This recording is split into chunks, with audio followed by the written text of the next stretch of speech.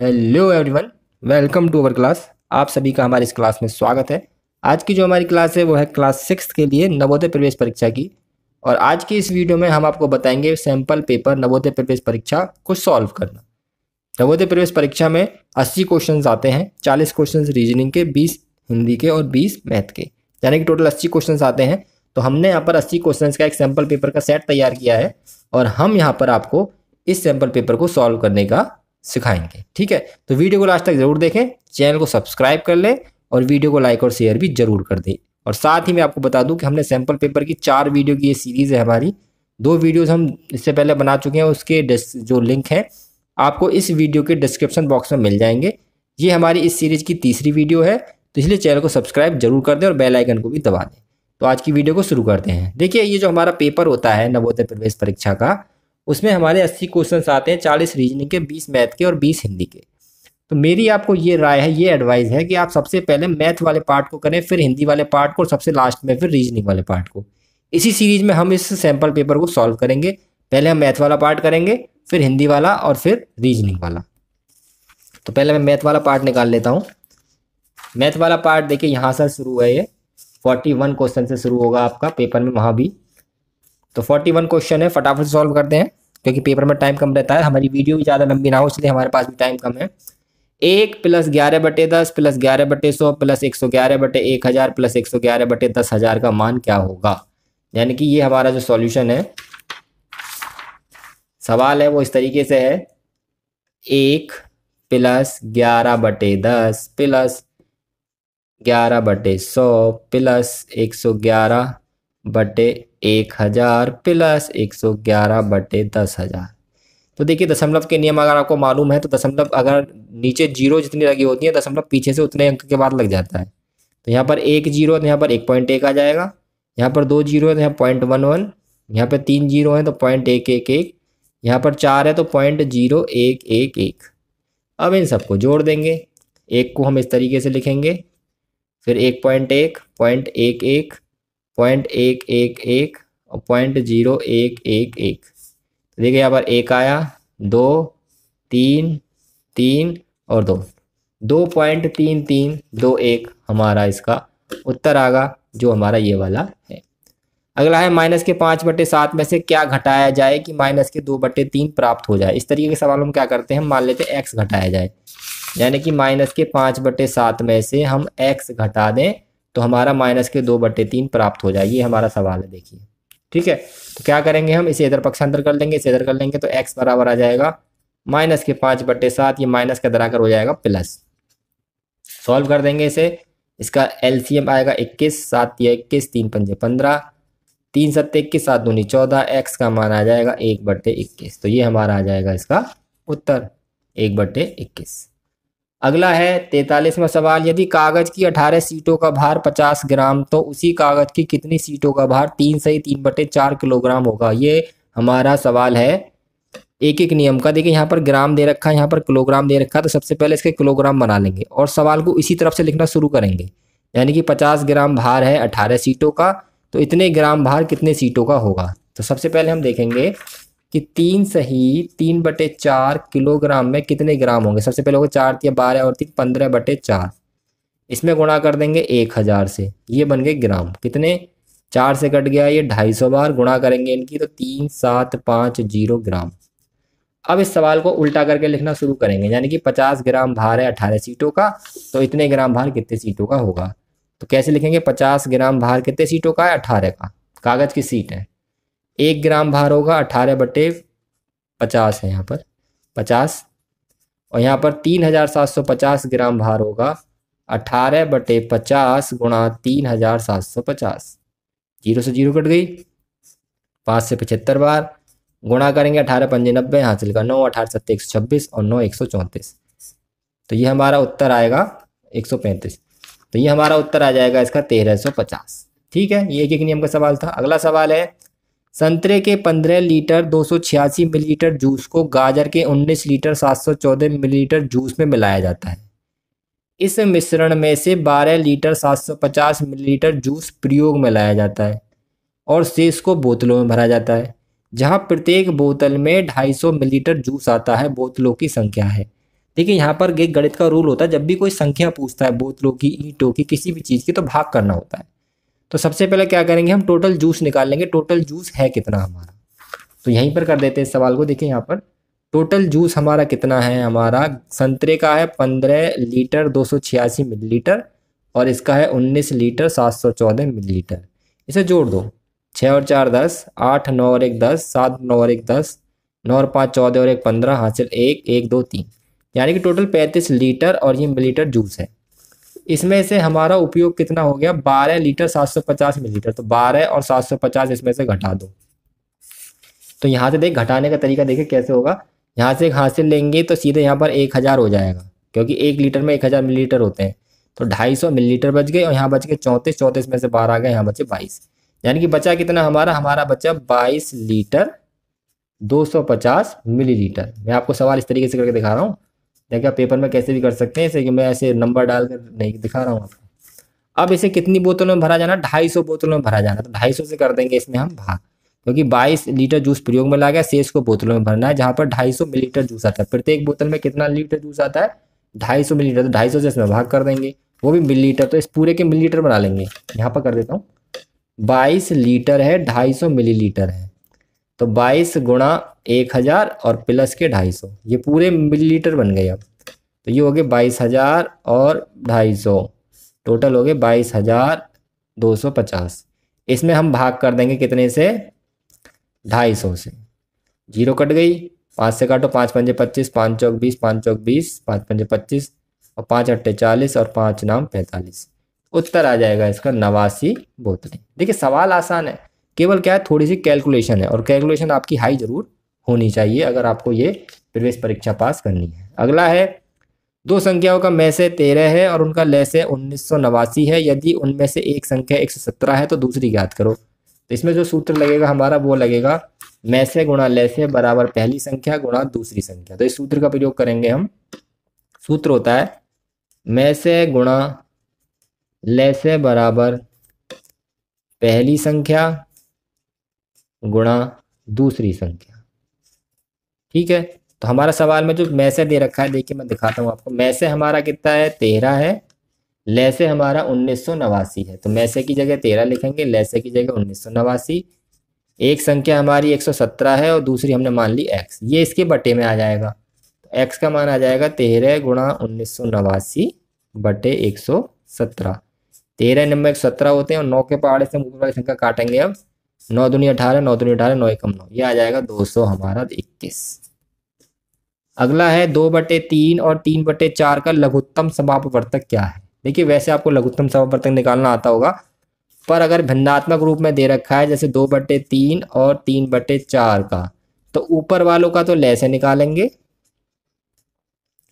और नीचे वालों का में से निकालेंगे।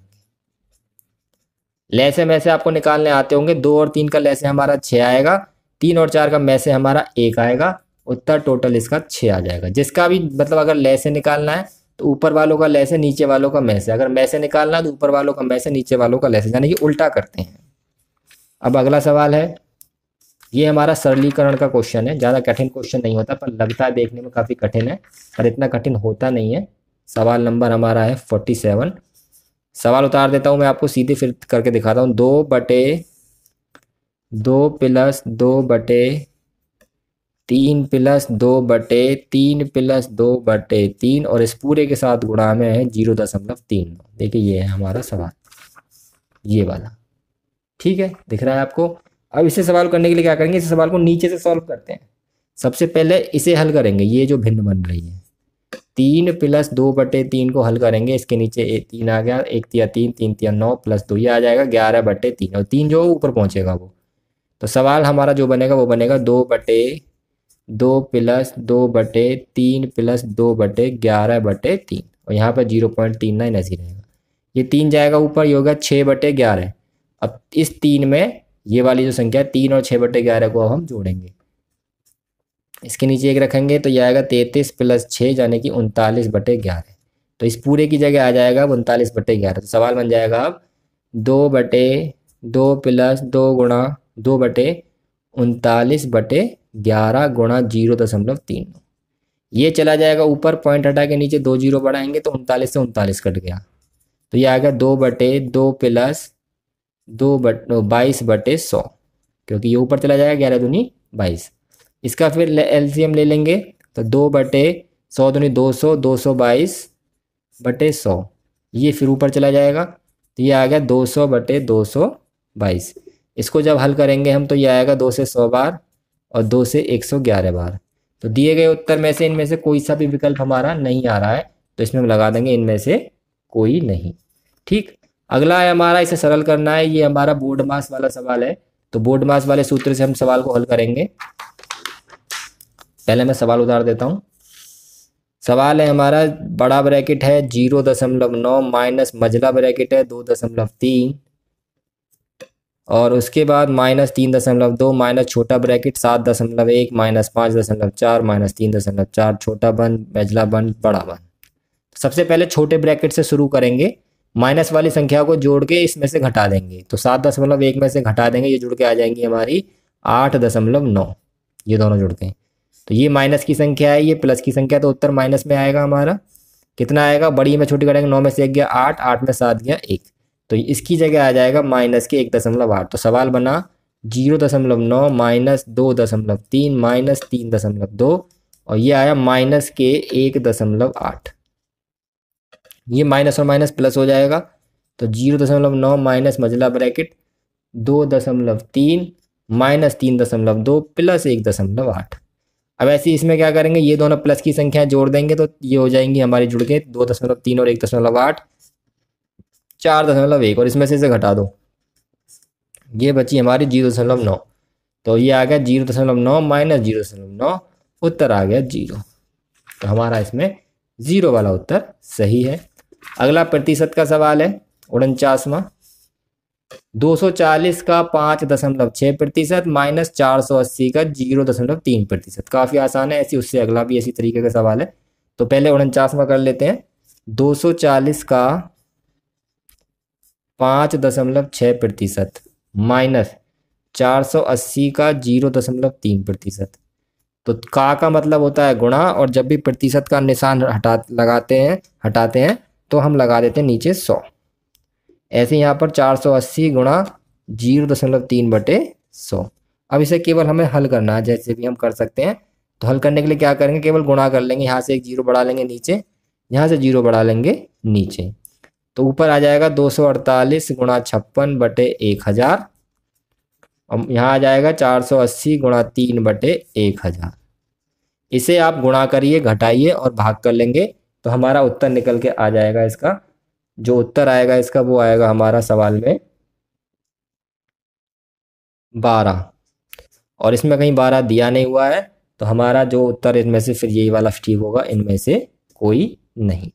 अब चलते हैं अगले सवाल की तरफ। जो अगला सवाल है 50वां सवाल पढ़ते हैं। पहले क्या कह रहा है, 980 का 12% माइनस 480 का, यहाँ पर क्वेश्चन मार्क लग रहा है, यहाँ हम x मान लेंगे, बराबर 227 का 30%। यानी कि करना हमें केवल इसे सॉल्व ही है। कैसे कर सकते हैं वो देखते हैं। हमें सवाल दे रखा है 980 का 12% माइनस 450 का x% बराबर 227 का 30%। तो देखिए ये हो जाएगा 980 गुणा 12/100, ठीक। ये हो जाएगा 450 गुणा x/100 और ये हो जाएगा 227 गुणा 30/100। नीचे से सारे 100 आप काट सकते हैं, अगर बीच में बराबर लग रहा है और सभी के नीचे 100 है जब ही कटेगा ये। अब क्या करेंगे, ये आ जाएगा 0 12 96, हासिल का 9, 12 9 108 और 9 117। ये प्लस माइनस के 450x और ये आ जाएगा 0 81 681 0। ये इधर पक्षांतर कर लो, ये इधर पक्षांतर कर लो, 11760 माइनस 6810 बराबर 450x। तो ये हमारा घटा के कितना बचेगा, ये बचेगा हमारा घटा के, इसे घटा लो चलो यहाँ पे 6810 को 0 5 17 में से 8 गया 9, यहाँ 4 और बटे इसके 450, फिर ये वाला आ जाएगा, 0 से 0 कट जाएगी और 45 से कटेगा ये 11 बार। तो उत्तर आ जाएगा इसका 11। हल करना आपको आना चाहिए, तरीका हम बता रहे हैं। सॉल्यूशन गुणा होता है कैसे होता है, पक्षांतर कैसे होता है, वो सब आपको आना चाहिए। अब चलते हैं अगले सवाल की तरफ। अगला सवाल है हमारा सवाल नंबर 51। लागत मूल्य तथा विक्रय मूल्य का अनुपात 5:4 है तो प्रतिशत हानि ज्ञात करें। तो लागत मूल्य और विक्रय मूल्य का अनुपात देखें। लागत मूल्य देखिए क्रय मूल्य को कह सकते हैं, तो क्रय मूल्य जो हमारी लागत लग रही है उसमें वो है 5, हम 5 ही मान ले रहे हैं। और बिक कितने में रहा है जी, बिक रहा है वो 4 में, तो एक तरह से हानि हो रही है। 5 में खरीद के 4 में बिक रहा है तो हानि, हानि प्रतिशत का सूत्र होता है क्रय मूल्य माइनस विक्रय मूल्य, नीचे क्रय मूल्य आएगा गुणा के 100, 1/5 गुणा के 100, ये कट जाएगा इससे 20 बार, तो आंसर आ जाएगा इसका 20%। कितना आसान सवाल है। 52वां सवाल है साधारण ब्याज की में से साधारण ब्याज की किस दर पर किसी धन का 10 वर्ष का ब्याज उस धन का 2/3 होगा। यानी कि ब्याज जो है धन का 2/3 है। अगर धन हमारा 100 रुपये है तो ब्याज हमारा हो जाएगा 2/3 गुणा 100, 200/3 मतलब। ब्याज का सूत्र लगा देंगे तो ब्याज का सूत्र होता है हमारा मूलधन गुणा दर गुणा समय बटे 100। ब्याज की जगह लिख देंगे 2/3 गुणा 100, मूलधन भी 100, दर हमें निकालनी है, समय है 10 साल और बटे के 100, 100 से 100 कट गया, 10 से 10 बार कट गया, तिरछी गुणा कर दो इसमें, तो दर आ जाएगी 10 दूनी 20/3%। इसे हम लिखेंगे मिश्रित भिन्न में तो आएगी 6 से ही 2/3%। मिश्रित भिन्न में आपको लिखना आता ही होगा। अगला सवाल है देखिए सवाल नंबर 53। 1001 गुणा 111 बराबर 1,10,000 प्लस 11 गुणा खाली स्थान, हमने खाली स्थान में मान लिया x और बताना है कैसे सॉल्व होगा। तो इस सवाल में क्या करेंगे, सबसे पहले हम 1001 की 111 में बहुत तेजी से गुणा करेंगे तो ये हमारा इस तरीके से आएगा 1 1 1 1 1 1 6 बार आएगा। इसे इधर ला के फिर माइनस कर देंगे, बराबर यहाँ बचेगा 11। जब इसे इसमें से घटाएंगे तो हमारा बचेगा ये 11 11 और 11। घटा के देखते हैं आप, चलिए 11 11 11 11 11 में से 1 1 1 2 3 4, तो 1 1 1 1 2 बार 11 बचेगा, बराबर 11x। तो x बराबर आ जाएगा 11 11 बटे 11। 11 से भाग करेंगे 11 11 में, 11 एकम 11, एक उतारा ना जाने की 0 और 11 एकम 11, तो उत्तर आ जाएगा इसका हमारा 101। अगला है 54वां सवाल। 15,201 में 5 का स्थानीय मान प्लस 2,659 में 6 का स्थानीय मान बराबर 7 गुणा क्या आएगा। तो इनके स्थानीय मान निकालेंगे और फिर 7 से कर देंगे भाग। सवाल नंबर 54। 15,201 में निकालना है 5 का तो आ जाएगा 5,000, 2,659 में निकालना है 6 का तो आ जाएगा 600। फिर क्या निकालना है जी, इनका हमें जोड़ निकालना है, प्लस लग रहा है ना बीच में, जोड़ निकालना है। तो 5,000 और 600 को जोड़ दो, 0 0 6 5, ये आ गया 5600। और दे रखा है 5600 बराबर 7 गुणा खाली स्थान, यहाँ x मान लिया अगर हमने, देखिए यहाँ पर 5600 बराबर 7 गुणा खाली स्थान, तो खाली स्थान में x माना तो x 7 आ जाएगा इसके बटे में 5600 बटे 7, 7 8 56 और डबल 0 800 हमारा इसका आ जाएगा उत्तर। अब आ गए हमारे क्षेत्रमिति के सवाल। वर्ग का क्षेत्रफल, आयत का क्षेत्रफल, घन घनाभ का आयतन से संबंधित। अब उन्हें करते हैं, उसके बाद चाल दूरी से सवाल है और ये हमारा गणित वाला पोर्शन खत्म हो जाएगा। सवाल है किसी वर्ग का परिमाप है 24 सेंटीमीटर।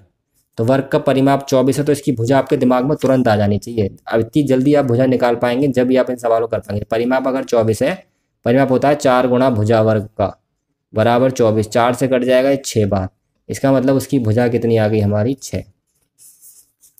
आगे 11 सवाल में, और आयत की लंबाई 8 है, यदि वर्ग और आयत के परिणाम यानी कि परिमाप बराबर हो तो आयत का क्षेत्रफल बताइए। यानी कि हमें दे रखा है वर्ग का परिमाप बराबर आयत का परिमाप और दोनों के परिमाप दे रखे हैं बराबर। वर्ग का परिमाप कितना है 24, हालांकि भुजा निकालने की जरूरत थी नहीं।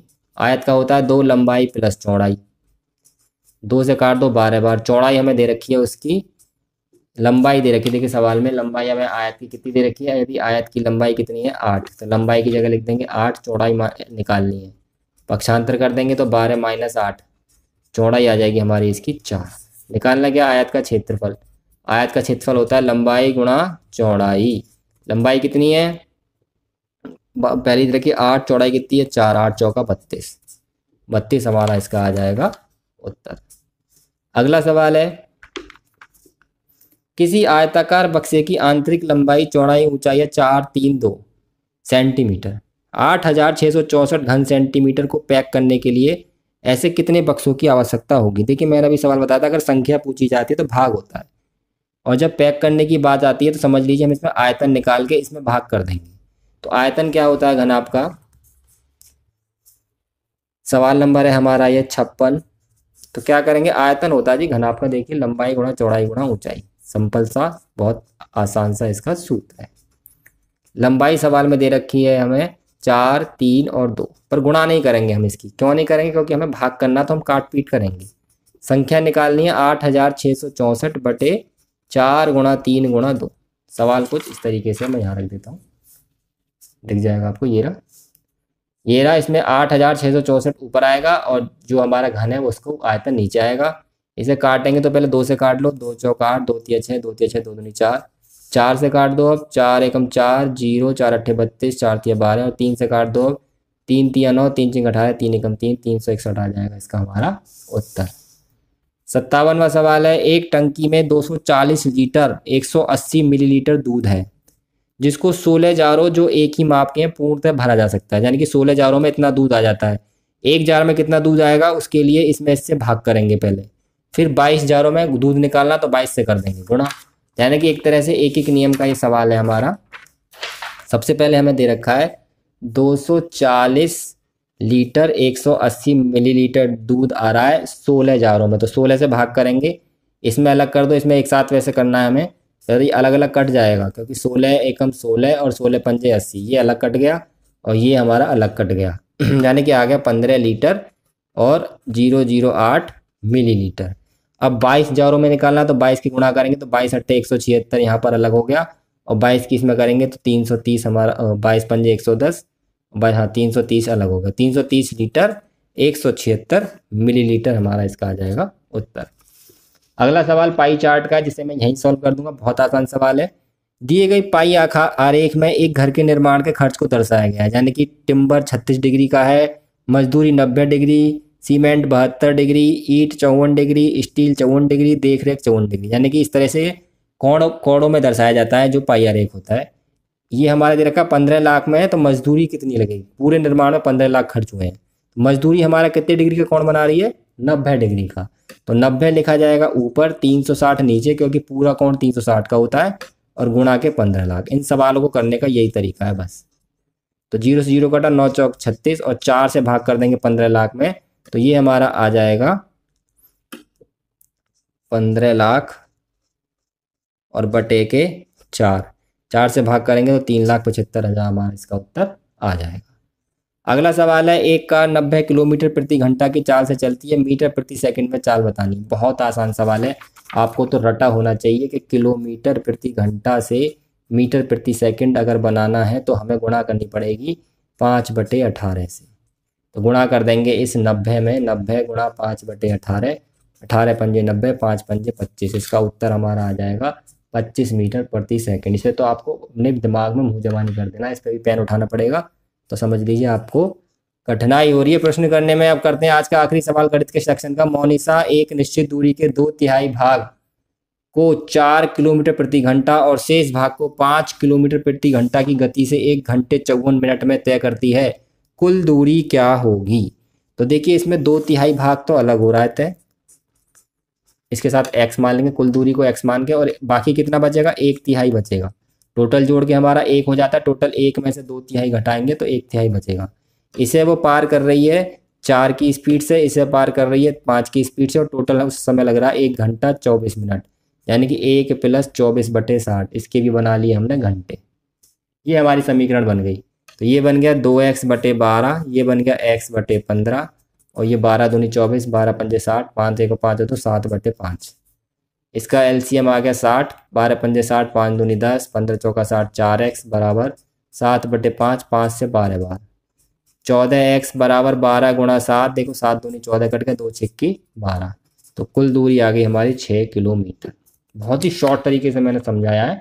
दोबारा बताता हूँ, 2/3 दूरी तय कर रही है 4 की स्पीड से, 1/3 दूरी जो शेष बची है 5 की स्पीड से। ये भी समय है, समय बराबर देखिए दूरी बटे चाल, और समय दे रखा 1 घंटा 24 मिनट, मिनट के बना लिए घंटे, और फिर तो केवल सॉल्यूशन ही हमने किया है। तो ये हमारे गणित का पार्ट इसमें ख़त्म हो गया है। अब आ गया हमारा इसमें हिंदी का पार्ट। इसमें 4 गद्यांश होते हैं, प्रत्येक गद्यांश में होते हैं 5 प्रश्न, यानी कि टोटल 20 प्रश्न होते हैं 25 नंबर के। काफ़ी आसान प्रश्न, काफ़ी आसान गद्यांश होता है। आपको केवल क्या करना है, एक बार गद्यांश को ध्यानपूर्वक पढ़ लेना है, आप आसानी से प्रश्नों के उत्तर दे लेंगे। तो मैं इसे थोड़ा वीडियो को जूम कर देता हूँ, क्योंकि अब मुझे केवल पढ़ना है गद्यांश और आपको उत्तर छांटने हैं। देखिए, तो सबसे पहले हम गद्यांश पढ़ते हैं, फिर छांटेंगे उत्तर। गद्यांश सबसे पहले ये पढ़ते हैं ध्यानपूर्वक। जीवन को बनाए रखने के लिए पानी के महत्व को हम सब जानते हैं। पानी का उपयोग खाना बनाने, नहाने, पीने, पौधे उगाने आदि में होता है। अनंत काल से किसी राष्ट्र के इतिहास में नहीं, बल्कि धर्म, प्राचीन इतिहास और कला में भी पानी ने महत्वपूर्ण भूमिका निभाई है। रोमवासियों ने सर्वप्रथम अपने बढ़ते नगरों में पानी भेजने के लिए जल प्रणालियों का प्रयोग किया। प्राचीन काल में लोग समझते थे कि पानी ईश्वर का दिया हुआ उपहार है, क्योंकि ये स्वर्ग से गिरता है। आज वैज्ञानिकों ने स्पष्ट कर दिया कैसे जल के वाष्पीकरण से वर्षा होती है। मनुष्य को छोड़कर सभी प्राणी जीवन के लिए पानी का महत्व समझते हैं। मनुष्य सावधानी पूर्वक पानी के उपयोग की आवश्यकता को नहीं समझते। हमारे देश में मल निकासी का पदार्थ नदियों में गिरने दिया जाता है, जो उन्हें प्रदूषित कर स्वास्थ्य की समस्याएं पैदा करता है। अब हमारी सरकार सफाई का प्रयत्न कर रही है, कभी ना होने से हमेशा अच्छा है देर से होना। अब इस गद्यांश पर आधारित हमारे प्रश्न हैं। पहला प्रश्न क्या है वो देखते हैं। देखिए, निम्न में से कौन सा अनंत काल का विलोम है। देखिए, अनंत काल मतलब होता है प्राचीन काल, तो प्राचीन काल का विलोम मतलब उल्टा क्या होगा, हाल में। जल प्रणालियां कैसी हैं, एक प्रकार की झीलें, एक प्रकार के पाइप, एक प्रकार के बांध, एक प्रकार के तालाब, ये हमारे हैं एक प्रकार के। देखिए यहाँ पर दिया हुआ क्वेश्चन में जल प्रणाली हमारी कैसी होती है, क्वेश्चन नंबर 62 का जो उत्तर होगा वो होगा हमारी एक प्रकार का बांध है। जल प्रणालियाँ कैसी हमारी, एक प्रकार के बांध। प्राचीन काल में पानी को क्या माना जाता था, पवित्र माना जाता था। वैज्ञानिकों ने क्या समझाने का प्रयास किया है, पानी का महत्व, वर्षा का होना, पानी का वरदान, पानी का व्यय। तो वैज्ञानिकों ने बताया था वर्षा कैसे होती है, और उन्होंने पानी का महत्व भी बताया था हमें। पर इस वाले जो गद्यांश में जो उत्तर बताया गया है इसका, वो वर्षा के बारे में बताया गया है। हमें उत्तर इस गद्यांश के हिसाब से देना, भले ही वो उत्तर गलत ही क्यों ना हो। आपके हिसाब से उत्तर जो जनरल निकल रहा है वो सही निकल रहा हो कुछ भी, पर गद्यांश में अगर वो गलत है तो गलत पे हमें लगाना है। लेखक का विचार है कि छोटे प्राणी मनुष्य से अच्छे हैं, क्योंकि वे अधिक जानकारी रखते हैं, पानी की पूजा करते हैं, पानी को बर्बाद नहीं करते, पानी का महत्व समझते हैं। तो इसका उत्तर होगा हमारा पानी का महत्व समझते हैं। ये सारे हमारे इस गद्यांश में दिए हुए थे। अब चलते हैं अगले गद्यांश की तरफ और उसके उत्तर छाटेंगे। फिलिपीनी गरुड़ एक प्रभावशाली पक्षी है। दुख है कि ये संकटग्रस्त प्रजातियों की सूची में है। इसका कारण यह है कि लोग बिना सोचे समझे पेड़ों को काट रहे हैं और वन क्षेत्रों को कम कर रहे हैं। एक विशेषज्ञ का कहना है कि यदि यह पक्षी नहीं रहा तो फिलीपींस के बहुत से अन्य संसाधन भी नहीं रहेंगे। फिलीपींस एक देश का नाम है, जिससे मानव जीवन भी खतरे में पड़ सकता है। धन्य है कि फिलीपींस वासियों को इस पक्षी को बचाने का महत्व समझ में आया। उन्होंने इस फिलीपींस का राष्ट्रीय पक्षी घोषित कर दिया, क्योंकि यह प्रजाति केवल फिलीपींस में ही पाई जाती है। इन्होंने इस पक्षी को नष्ट होने से बचाने के लिए अनेक कदम उठाए। वन क्षेत्र बढ़ाने के लिए इन्होंने अधिक वृक्ष लगाए, इसके शिकार के विरुद्ध कानून बनाए। फिलीपींस वासियों का मानना है कि यदि लोग मिलकर काम करें तो इस गरुड़ को बचाया जा सकता है। अब इस पर आधारित जो प्रश्न है हमारा पहला है, प्रभावशाली का अर्थ होता है जी हमारा बहुत असाधारण। एक तो होता है साधारण, लेकिन प्रभावशाली का जो उत्तर होगा वो होगा हमारा बहुत असाधारण। पेड़ों के काटे जाने से संख्या में क्या कम हो गए थे हमारे, गरुड़। गरुड़ जो वहाँ का पक्षी था वो कम होता जा रहा था। अगला प्रश्न है इसी में से, फिलीपीनी बहुत कोशिश कर रहे हैं अधिक वृक्ष लगाने की, नए कानून बनाने की, गरुड़ को बचाने की, या फिर पर्यावरण संरक्षण की। तो वो गरुड़ को बचाने का बहुत प्रयास कर रहे हैं। गद्यांश में शब्द गरुड़ का पर्यायवाची, देखिए गरुड़ जो होता है हमारा एक पक्षी का नाम है, और इसका जो पर्यायवाची होगा हमारा वो होगा हमारा खगेश। इस गद्यांश से लेकर संदेश देना चाहता है कि अपने वनों का संरक्षण करना चाहिए, पर्यावरण का संरक्षण करना चाहिए, गरुड़ों को बचाने के लिए मिलकर काम करना चाहिए, एक दूसरे का सम्मान करना चाहिए। देखिए जो संदेश मिल रहा है यहाँ से वो ये मिल रहा है कि वनों का संरक्षण करना चाहिए। अब चलते हैं तीसरे गद्यांश की तरफ। ताजमहल के ऊपर है ये लग रहा है। ताजमहल संसार के सबसे सुंदर भवनों में से एक है। लगभग 350 वर्ष पूर्व सम्राट शाहजहां ने अपनी बेगम की कब्र के लिए इसे बनवाया था, क्योंकि वह उससे बहुत प्यार करता था। उसने एशिया के उत्कृष्ट कारीगरों को बुलाया इस भवन में कुल मिलाकर 20,000 विभिन्न प्रकार के कामगारों ने काम किया। इसे पूरा होने में 22 वर्ष से अधिक का समय लगा। भवन बालू पत्थर के एक चबूतरे पर खड़ा है। सफ़ेद चादर की 4 पतली मीनारें इसके कोनों पर खड़ी हैं। इसके 8 पासर बुझाने की साइड और बहुत सी खुली मेहराबें हैं। शाहजहां और उसकी बेगम के शव केंद्रीय कक्ष के नीचे 2 कब्रों में रखे गए हैं। इसे बार बार देखा जा सकता है और हर बार इसमें नया सौंदर्य दिखाई पड़ता है। ये हमारा ताजमहल के बारे में। अब इसके उत्तर देते। पहला प्रश्न आपको दिख रहा है, शाहजहां ने ताजमहल क्यों बनवाया? ताकि दर्शक बार बार आएँ। अपनी प्यारी बेगम की याद में। कामगारों को काम दिलाने के लिए। भवन निर्माण के लिए। अपनी प्यारी बेगम की याद में। ये आपको पता भी होगा, आपने सुना भी होगा। बार बार ताजमहल को देखने पर दर्शक की क्या प्रतिक्रिया होती है? वह आश्चर्यचकित हो जाता है, वह बार बार इसे देखने आता है, उसे हर बार इसमें नया सौंदर्य दिखाई देता है। दर्शक निराश हो जाता है, वह हर बार इसका नया सौंदर्य इसमें दिखाई देता है। ये इसका हमारा उत्तर सही होगा। 73वां है, निम्नलिखित कथनों में से सही कथन चुनिए। ताजमहल के लिए भारत के सर्वोत्कृष्ट कामगार चुने गए। भवन 15 वर्ष में बनकर तैयार हुआ। अगला है इसका विकल्प, चबूतरों के कोने पर से उठाई गई मीनारों की संख्या 6 है। ताजमहल बालू पत्थर के चबूतरे पर स्थित है। तो इसमें सही जो हमारा कथन होगा वो ये वाला है, ताजमहल बालू पत्थर के उस पर स्थित है। कि यहाँ पर विकल्प दे भी रखा, मैं बताता हूँ। भवन बालू पत्थर के एक चबूतरे पर खड़ा है। सारे प्रश्नों के उत्तर आपको इसी में मिल जाएंगे। अगला प्रश्न है, शाहजहां और उसकी बेगम के शव कब्रों में कहाँ पर हैं? देखिए, वो केंद्रीय कक्ष के नीचे हैं, वो इसमें दिया हुआ था। शब्द सम्राट का पर्यायवाची। पर्यायवाची का मतलब है ऐसा शब्द जो बिल्कुल इससे मैच करता है, वो होता है बादशाह। सम्राट मतलब बादशाह। अब आते हैं गद्यांश 4 की तरफ। चौथा गद्यांश क्या है, पहले से पढ़ते हैं। राष्ट्रीय ध्वज के ऊपर लग रहा है, हमारे राष्ट्रीय ध्वज को 1947 में अपनाया गया। इसमें 3 क्षैतिज पट्टियां हैं। क्षैतिज मतलब एक केसरिया, एक सफ़ेद है, एक हरी है। सबसे ऊपर की पट्टी केसरिया रंग की है, बीच की सफ़ेद और सबसे नीचे गहरे हरे रंग की। सफ़ेद पट्टी के बीच में नीले रंग से बना चक्र है।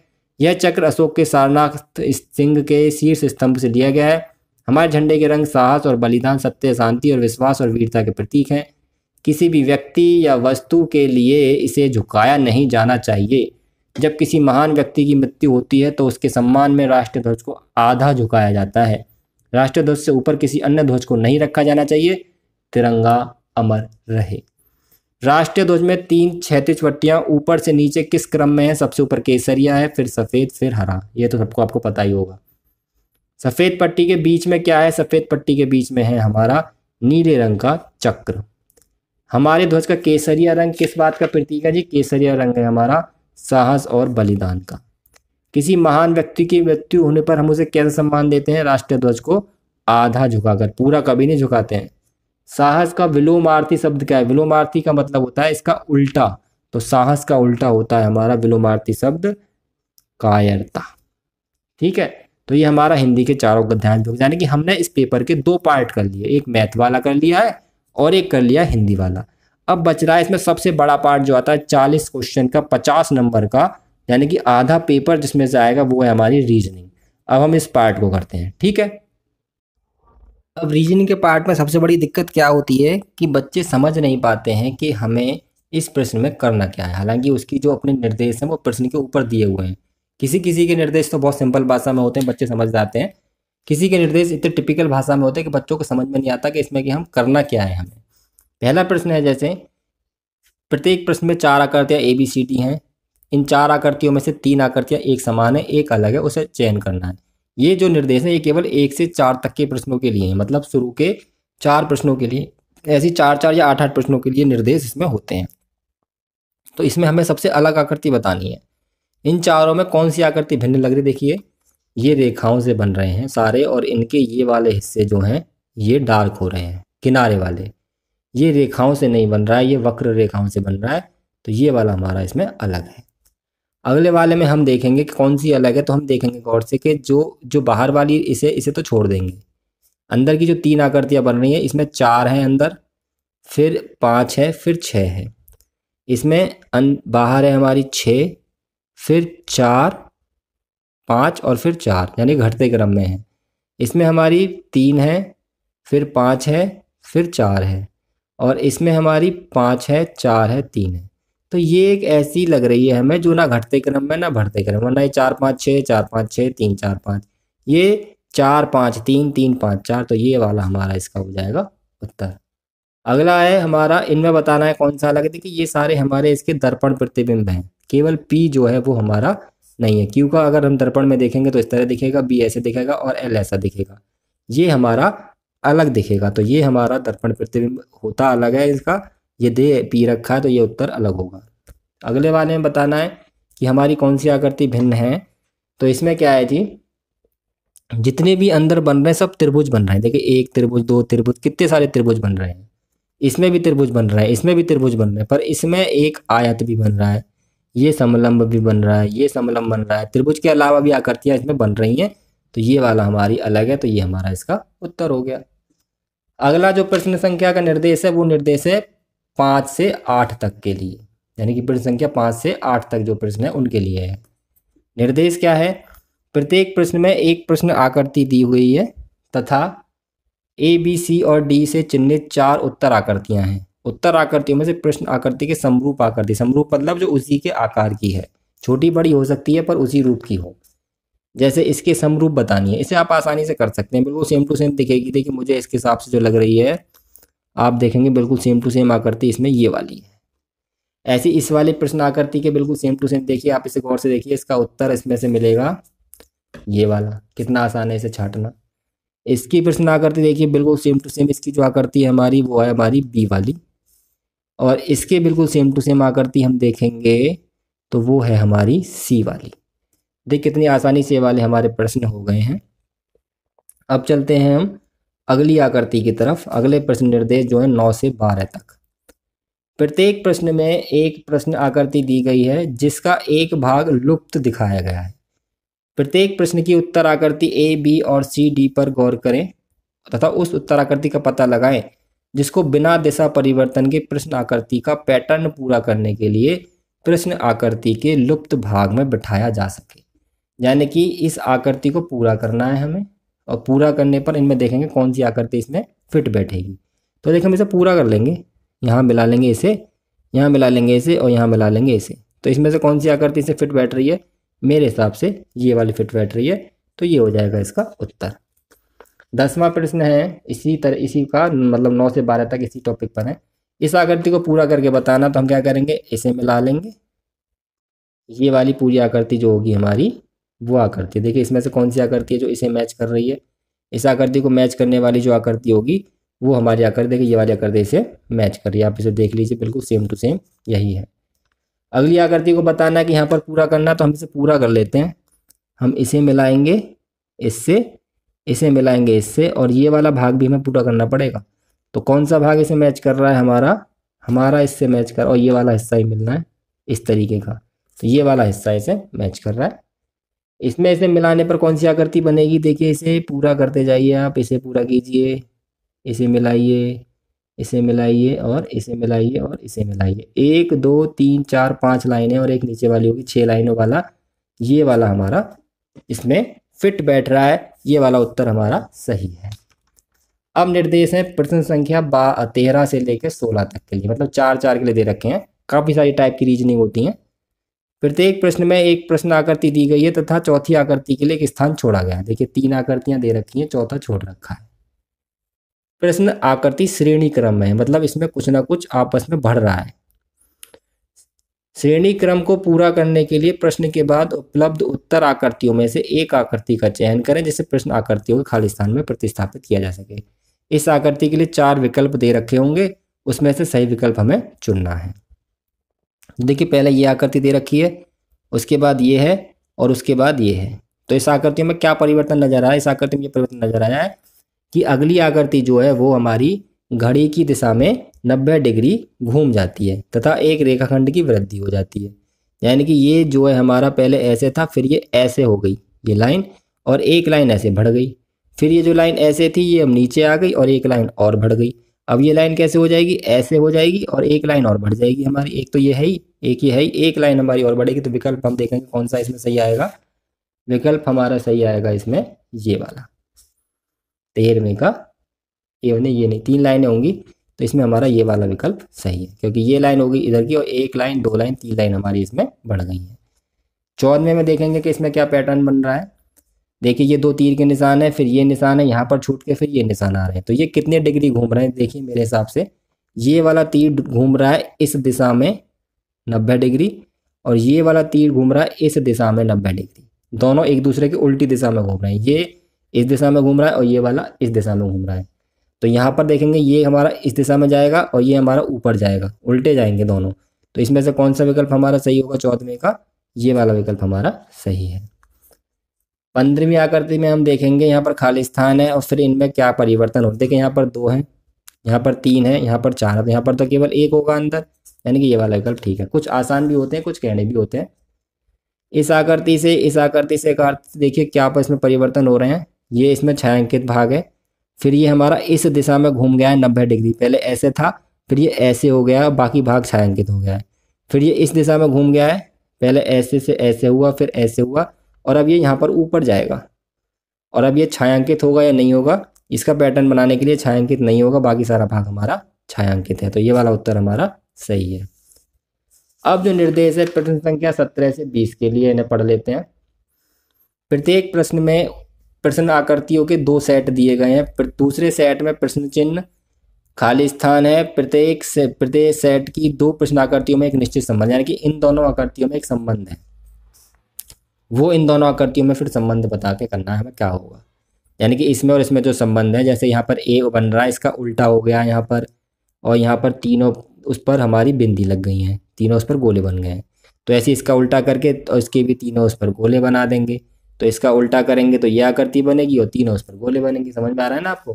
तो ये वाला उत्तर हमारा इसका सही होगा, यानी कि इन दोनों में जो परिवर्तन हुआ वो हमें इसमें बताना है। अब 18वें पर चलते हैं।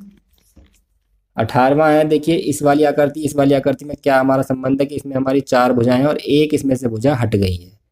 तो हमारी क्या करेंगे, इसमें से भी एक लुप्त कर देंगे हम कोई सी।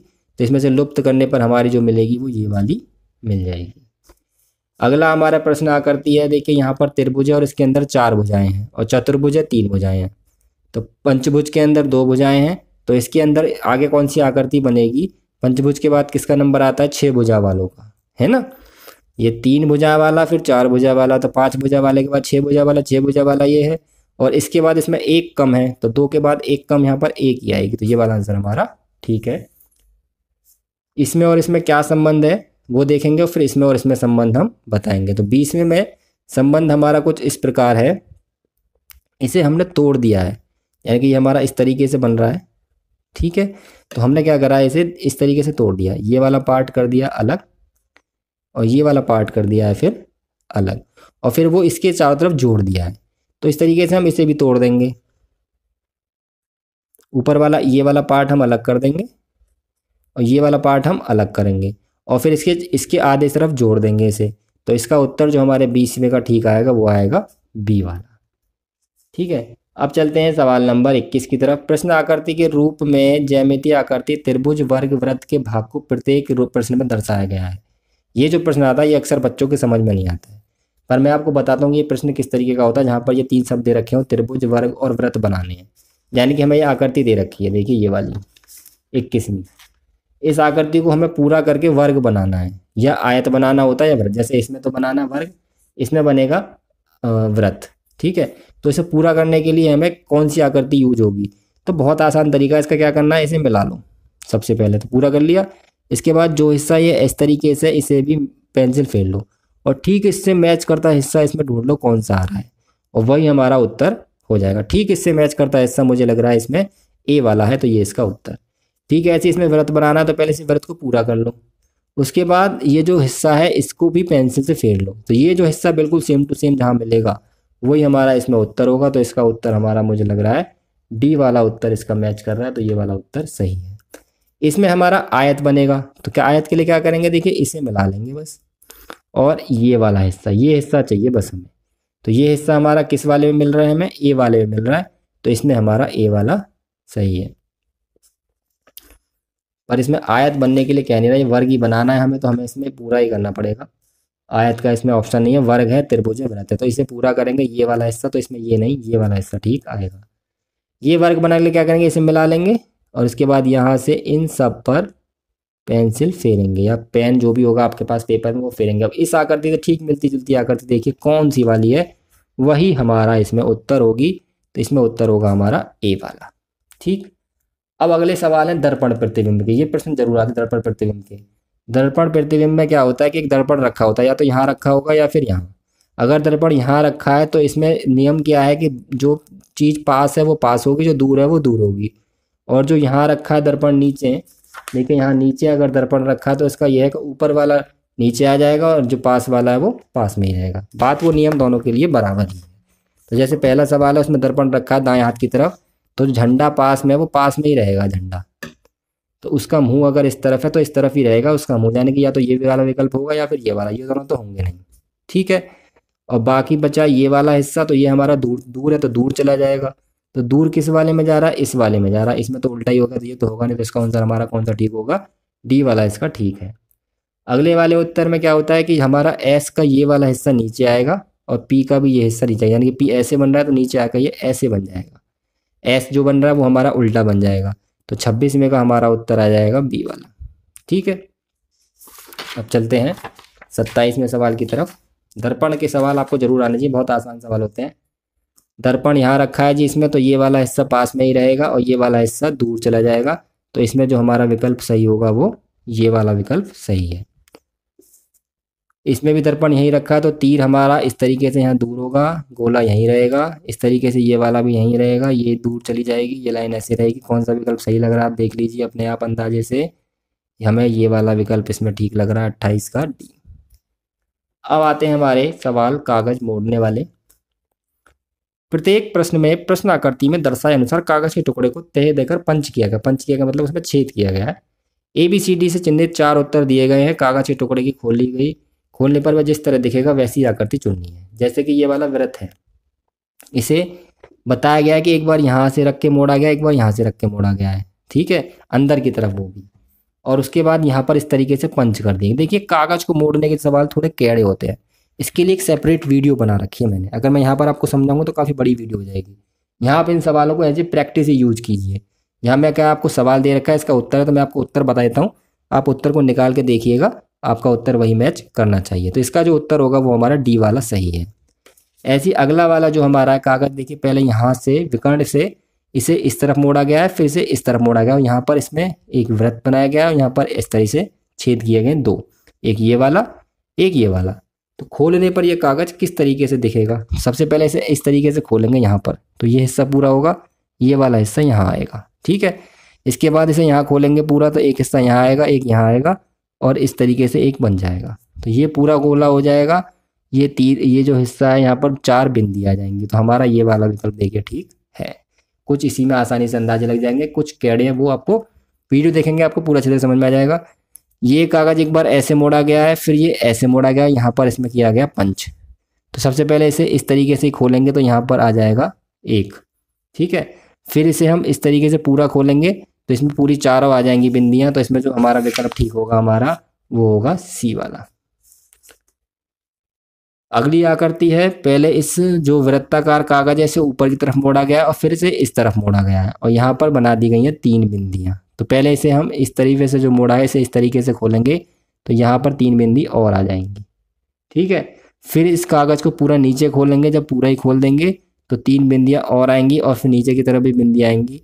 तो इसका जो हमारा उत्तर ठीक होगा 32वें सवाल का वो होगा डी वाला। ठीक, अब चलते हैं अगले सवाल की तरफ, 33 से लेकर 36 तक। इस प्रश्न में क्या है कि इसके निर्देश ये हैं कि इसमें हमारी जो 3 आकृतियां दे रखी हैं, ये उत्तर आकृतियों से उस आकृति का चयन करना है जिस प्रश्न आकृति में उपलब्ध कटआउट से बनाया जा सकता है। यानी कि ये आकृतियां इनमें से किससे बनाई जा सकती हैं, यानी कि ये आकृतियां अगर इसमें से काटें तो किससे कट जाएंगी।